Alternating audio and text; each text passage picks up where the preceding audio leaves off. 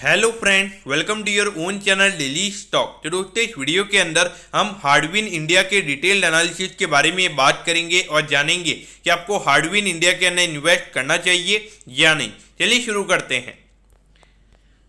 तो देखिए, सबसे पहले हम ये जानेंगे कि ये कंपनी क्या काम करती है। तो देखिए, ये जो कंपनी है ये आर्किटेक्चरल जो हार्डवेयर होते हैं वो ये कंपनी बनाने का काम करती है, और उसके अलावा जो ग्लास फिटिंग्स होते हैं तो वो ये कंपनी बनाने का काम करती है। तो देखिए, बेसिकली ये जो हार्डवेयर और जो ग्लास फिटिंग्स है ये घर के अंदर यूज किए जाते हैं और कमर्शियल के अंदर ये यूज किए जाते हैं। तो देखिए, आर्किटेक्चरल हार्डवेयर क्या होता है। तो देखिए, आपके जो भी घर पे जो नॉर्मल आजकल जो गेट्स होते हैं तो उसे ओपन करने के लिए जिस तरीके का आज वो आपका जो हैंड में जो हार्डवेयर होता है तो वो आज आर्किटेक्चरल हार्डवेयर में ही आता है। तो वैसे तरीके की जो भी चीज़ें होती है तो वो ये कंपनी बनाने का काम करती है और उसे सेल करने का ये कंपनी काम करती है। तो डेफिनेटली अगर आप देखोगे तो एक तरीके से ये कि जितनी ज़्यादा रिनोवेशन डिमांड बढ़ेगी, जितनी ज़्यादा कमर्शियल की जो डिमांड बढ़ेगी, तो वहाँ पे मेरे ख्याल से उतना ही ये कंपनी का बिजनेस हमें ग्रो होता हुआ नजर आएगा।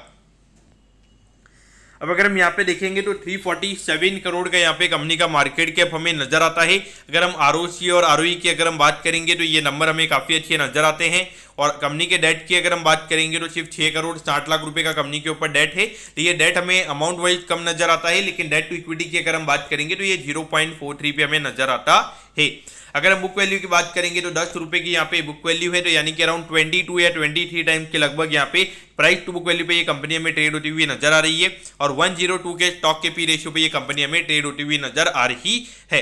तो देखिए, मेरे ख्याल से जब कंपनी इतने छोटे लेवल पे है तो वहाँ पे पी रेशियो से कंपेरिजन करना गलत रहेगा, क्योंकि अभी देखिए अभी 3-3.5 करोड़ के लगभग कंपनी के नेट प्रॉफिट के नंबर्स हैं। और अगर ये नंबर एकदम से 7 करोड़ के लगभग अगर ये हो जाता है तो वहाँ पे सीधा वैल्यूएशन अगर आप देखोगे 50 का पी रेशियो हो जाएगा। और अगर यहाँ पे 10 करोड़ का प्रॉफिट अगर कंपनी आने वाले टाइम पे अर्न कर लेती है तो वहाँ पे 35 के पी रेशियो हो जाएंगे। तो वहाँ पे अब आप बोलोगे कि यार ये तो ऐसे बात कर रहा है कि इतना आसानी से प्रॉफिट कमा लेगी। तो देखिए, जब अर्ली स्टेज में कंपनी होती है वहाँ पे डिमांड काफी अच्छी होती है, तो एक तरीके से 5-6 करोड़ से नेट प्रॉफिट को इंक्रीज करने में मेरे ख्याल से वहाँ पे कंपनी को इतनी ज्यादा कोई प्रॉब्लम नहीं होती है।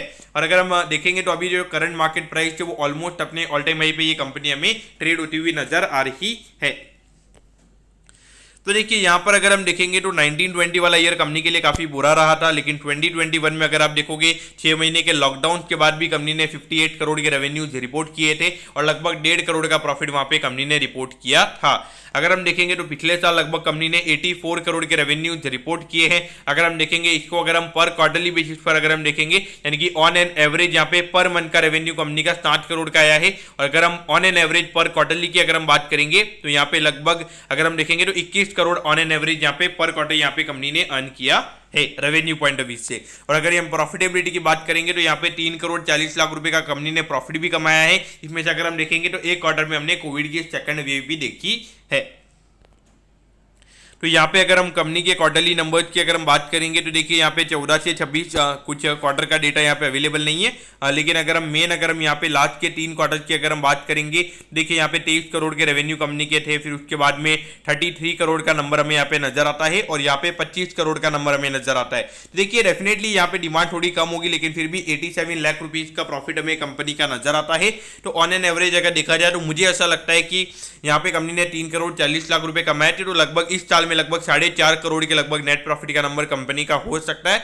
और वहां पर अगर हम पी रेशियो की बात करेंगे तो वहां पर भी 80 का पी रेशियो आता है, जो कि काफी ज्यादा ओवर वैल्यूएशन हमें वहां पे इंडिकेट करता है।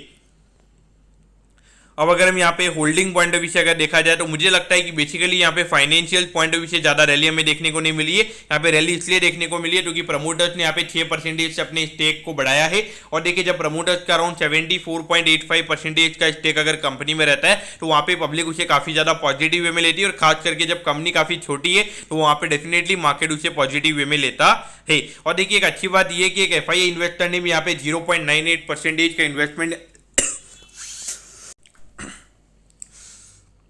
तो एफआईआई ने भी यहाँ पे इन्वेस्ट किया है, तो ये काफ़ी अच्छी बात है। तो मेरे उस पॉइंट ऑफ व्यू से देखा जाए तो मुझे यहाँ पे ये शेयर होल्डिंग पैटर्न यहाँ पे काफ़ी ज़्यादा लुक्रेटिव नजर आता है। तो देखिए, कभी कभी जब प्रमोटर्स अपने स्टेक को बढ़ाते हैं तो उसे पॉजिटिव वे में क्यों लिया जाता है? क्योंकि देखिए प्रमोटर्स अपनी कंपनी को अंदर से काफी ज्यादा अच्छे से जानते हैं, आप उनको नहीं जानते। तो अगर आने वाले टाइम पे उनको लग रहा होगा कि एक अच्छी ग्रोथ उनकी कंपनी में देखने को मिलने वाली है, तो उस पॉइंट ऑफ व्यू से देखा जाए तो क्या मालूम वो भी उस ग्रोथ को एंजॉय करे, तो इसीलिए वो अपना स्टेक बढ़ा रहे हैं।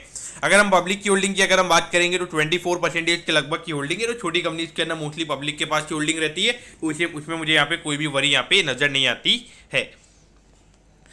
अब अगर हम यहाँ पे कैश फ्लोज की अगर हम बात करेंगे तो देखिए छोटी कंपनी है, तो यहाँ पे कैश फ्लो से रिलेटेड ज़्यादा मुझे यहाँ पे प्रॉब्लम नजर नहीं आती है। और फाइनेंसिंग एक्टिविटी में जो आपको इन्फ्लो देखने को मिल रहा है, तो यहाँ पे थोड़ा सा जो कंपनी ने डेट लिया है तो उसकी वजह से यहाँ पे ये इन्फ्लो देखने को मिल रहा है। बाकी ये जो कंपनी के ऑपरेटिंग कैश फ्लोज और इन्वेस्टिंग एक्टिविटी पर मेरे ख्याल से ज़्यादा फोकस नहीं करना चाहिए। तो जब 3-4 लाख रुपये 3-4 करोड़ का ही प्रॉफिट है, तो वहाँ पे ये नंबर्स मेरे ख्याल से ज़्यादा मायने नहीं रखते हैं।